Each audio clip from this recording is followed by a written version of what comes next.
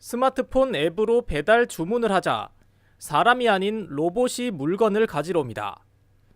로봇은 인도를 달리고 횡단보도를 건너 아파트 단지에 진입한 후 집 문 앞까지 안전하게 배달을 완료합니다. 국내 배달 앱 전문 기업이 개발 중인 배달 전용 로봇이 선사하는 미래 모습입니다. 최근 이 업체는 규제 샌드박스 신청을 통해 배달 로봇의 상용화를 더욱 앞당길 수 있길 기대하고 있습니다. 인도로 다닐 때도 예를 들면 사람들과 어떻게 만약 사고가 날 수도 있어서 그럴 경우에 이제 법적인 규제 같은 거 어떻게 풀지에 대해서 솔직히 되게 막막했었거든요. 근데 그런 부분들 마침 이번에 정부에서 이제 규제 샌드박스라고 해서 이제 그런 문제를 해결할 수 있는 좋은 제도를 만들어 주셨다고 하셔서 일단 저희가 이번에 신청하게 됐고요. 국내 최초로 무인 자율주행차가 실제 도로를 달리는 모습입니다. 경기도가 차세대 융합기술연구원에 의뢰해 개발한 이 제로 셔틀은 판교 테크노밸리 일대를 시속 25km 속도로 달립니다. 제로 셔틀은 자율주행 레벨 4 수준의 안전성을 확보했습니다.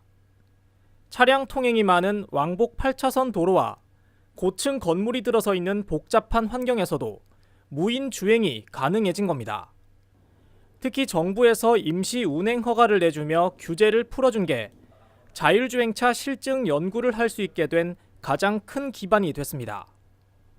연구하고 있는 기술이 실제 시민과 그다음에 어떤 활용처에서 필요한지 여부를 확인할 수 있는 그런 실증을 가지고 목적을 가지고 하고 있다는 부분에서 큰 의미가 있다라고 생각하고 있습니다.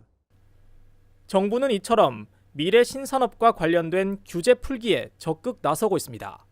올해는 관련 법 개정을 통해 본격적으로 규제 샌드박스가 도입됩니다. 규제 샌드박스는 기업이 신청을 하면 심사를 거친 후 규제 특례를 적용해 실증이 가능하도록 만드는 제도입니다.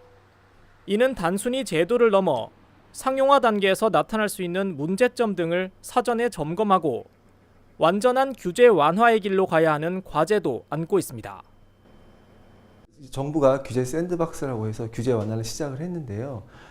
단순히 규제 샌드박스에서 끝날 게 아니라 규제 샌드박스에서 매우 긍정적인 경제적 효과가 나타난 분야에 대해서는 완전히 규제를 푸는 방향 쪽으로 나가야 될 것 같습니다. 규제 샌드박스를 통해 기업들이 미래 기술을 마음껏 연구할 수 있는 놀이터가 만들어졌습니다. 그러나 완벽히 규제에 대한 빗장을 풀기 위해서는 넘어야 할 산도 많습니다.